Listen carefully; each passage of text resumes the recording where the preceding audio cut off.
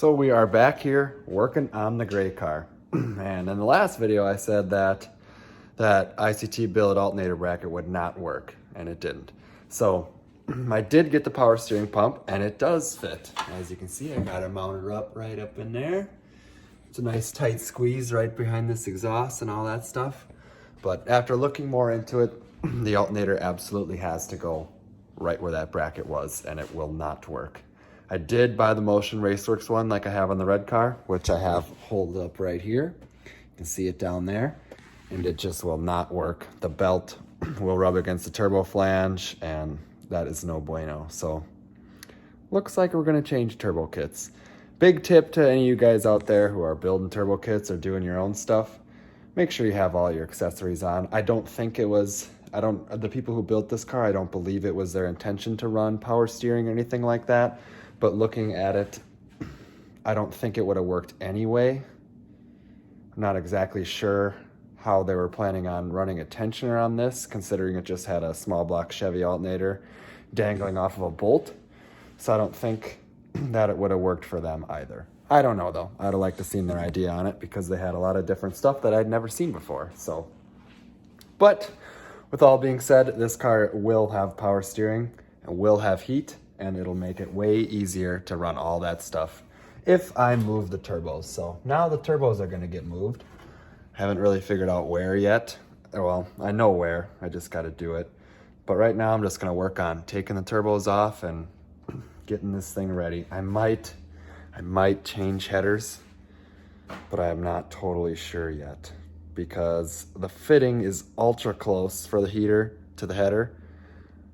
But I think I can make it work, especially if I have the header off. I can at least get the fitting that I need on there, so then I'll be good to go. And I had some people in the comments tag me in which fitting I need, so that is absolutely amazing. But right now, I'm gonna get the turbo taken off and start planning on how I'm going to move these and where I'm gonna put them. And I hope it looks pretty good. Not my favorite thing in the whole world. I really, really, really didn't want to do this, but it has to be done because it just isn't going to work the way that it is. So let's get to taking the turbos off and maybe see if we can get the headers out of here.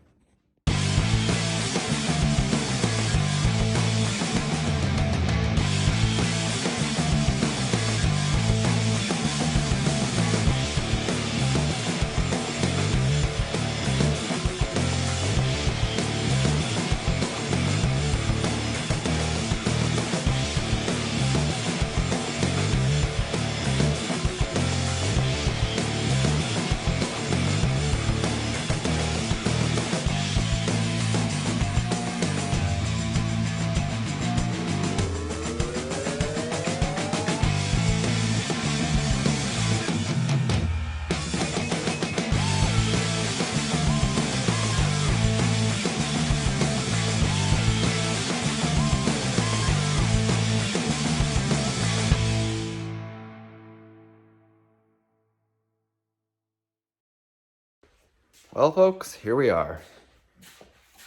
No more headers, no more turbos, nothing. There they are on the ground. Don't know what I'm going to do with them yet. Don't even know if I'll run them. I might just run stock manis with a V-band on them. That seems to be a better fitment anyway for this application, because it would get the exhaust much further away from the water or from the power steering pump, which isn't overall a huge deal, but they are super close to my heater pump or heater hoses, which go right there. So that would be a plus if I could get them away from that. So I may end up doing that. I haven't fully decided yet, but just got it apart. So now I'm just gonna kind of explore my options and think about it. But I'm definitely gonna do turbine inlets facing each other right in the middle with a charge pipe going right in between them. Simple exhaust, kind of like the red cars, going up to each turbo. And that would be about it. Just got to make sure I got enough room for other activities such as wastegates and full exhaust, or not full exhaust, but you know what I mean. Well, I could maybe do full exhaust now if I get all that stuff out of the way, but we'll see. Time will tell. I'll get them hung up there and see what the world brings me. So that's kind of my plan for now. It's going to be a little tough. Maybe I might have to tip them at a bit of an angle. If I tip them just slightly forward, then it gives me easy exhaust exit. which would be sweet, and then keep the turbine inlets close up to the radiator.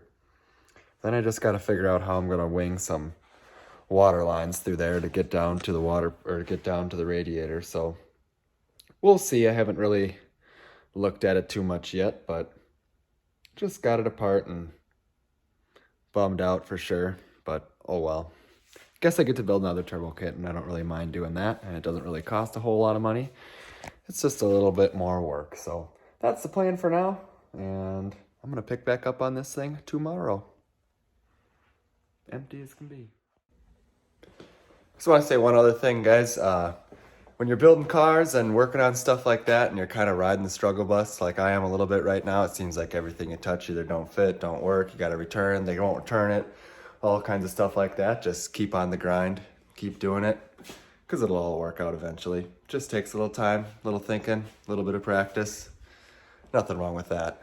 Makes it all better in the end. So, other thing, if anyone wants these turbo headers right here, they are for sale. Just make me an offer. They're not the prettiest things in the world, but they will definitely do the job. They got T3 flanges, 3-inch going to it, LS header. I think they have 38mm tile wastegates on them. I don't remember though, but that's that. If you want them, hit me up. I'll tell you how they fit, tell you how they look, send you pictures, whatever you want. What's up, guys? So we're back. Kind of been tinkering with the gray car a little bit, been tinkering with the red car a little bit, which you'll see in a different video.